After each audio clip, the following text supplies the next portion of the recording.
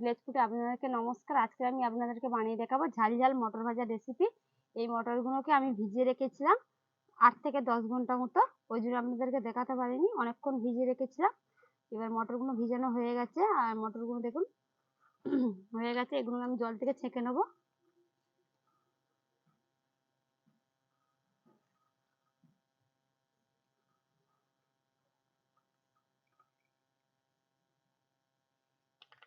ওই প্লেটটায় নামিয়ে নেবো।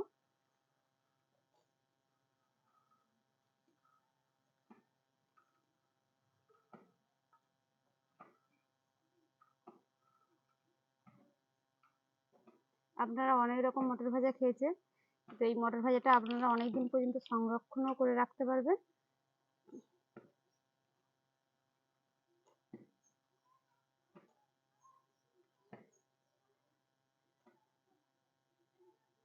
মটরগুলো আমার ছেঁকে নেওয়া হয়ে গেছে। এবার আমি উনানটাকে ধরিয়ে নেবো। উনানটা ধরানো হয়ে গেছে, কড়াটাকে আমি বসিয়ে দিচ্ছি। কড়াটাকে একটু হালকা গরম করে নেবো। বন্ধুরা আছে ওই কাল থেকে বলছে, মা আমি মটর ভাজা খাবো ঝাল ঝাল, তাই তো বাবু? ওই জন্য ছোটোর জন্য বানাবো যে ঝাল ঝাল মটর ভাজা। ছোট বসে বড় তুই কালকে বলছিলে, আজকে আবার কি হলো? মুড ঘুরে গেছে, দুষ্টামি একদম না, আবার হাসি হচ্ছে। হ্যাঁ আচ্ছা ঠিক আছে, তোমাকে খেতে হবে নি, দাদা খাবে। তোমাকে খেতে হবে নি, দাদা খাবে। ইরি বাবারে, বন্ধুরা দেখো ছোট বলছে ছাগলের দুধ খাবো আমি। কড়াটা গরম হয়ে গেছে, কড়াতে দিয়ে দেবো আমি এখানে সাদা তেল। তেলটাকে একটু গরম করে নেবো। তেলটা গরম হয়ে গেছে, আমি মটর গুলোকে দিয়ে দেবো আস্তে আস্তে।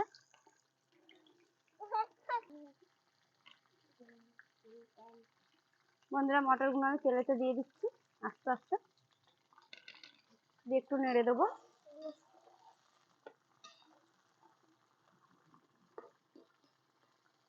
বন্ধুরা মটরগুলো দেখুন তেলেতে দিয়েছি, তেলটাও অনেকটা ভাসানো অবস্থায় দিয়েছি। মটরগুলো আপনা আপনি ভেসে, মানে তেলেতে ভেসে গেলে ভেসে যাবে। আর এখন মটরগুলো ভাজতে আধ ঘন্টা টাইম লাগবে। এরকম আস্তে আস্তে করে নাড়তে হবে আর ভাজতে হবে, যেহেতু যখন ভাজা হয়ে যাবে তখন আপনা আপনি ভেসে উঠবে।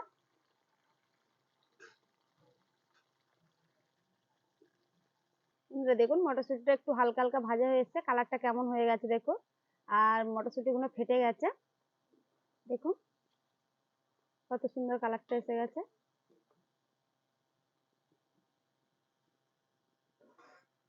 বন্ধুরা দেখুন মটরশুঁটিগুলো আস্তে আস্তে তেলেতে ভেসে যাচ্ছে, মানে এগুলো ভাজা ভাজা হয়ে আসছে।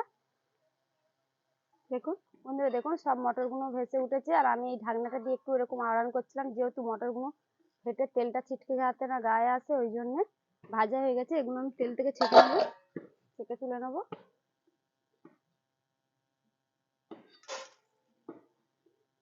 দেখুন কিরকম মচমচে হয়ে গেছে।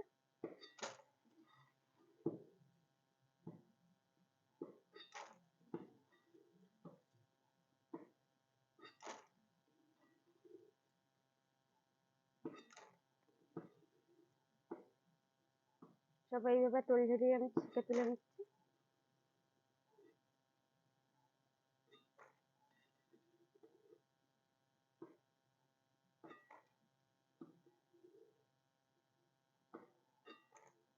বন্ধুরা তেলটা ভালো করে ঝরিয়ে নিয়েছি, আর এখানে মটরশুঁটিতে একটু হালকা হালকা গরম আছে, আমি এখানে দিয়ে দেবো একটু বিট লবণ,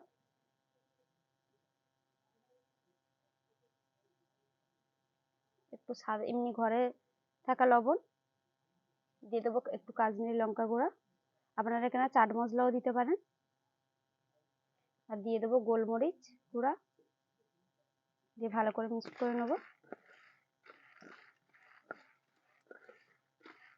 এই ঝাল ঝাল এই মটর সবাই ছোট বড় সবাই সত্যি খেতে খুবই ভালোবাসে, আর এগুলো ট্রেনে দোকানে সব জায়গায় পাওয়া যায়। আমরা প্রত্যেকটা মানুষ এই মটর খেতে খুব ভালোবাসি, বাচ্চারাও প্রচুর পছন্দ করে। আপনারা এভাবে ঘরে একবার বানিয়ে দেখতে পারেন, আশা করছি আপনাদের ভালো লাগবে।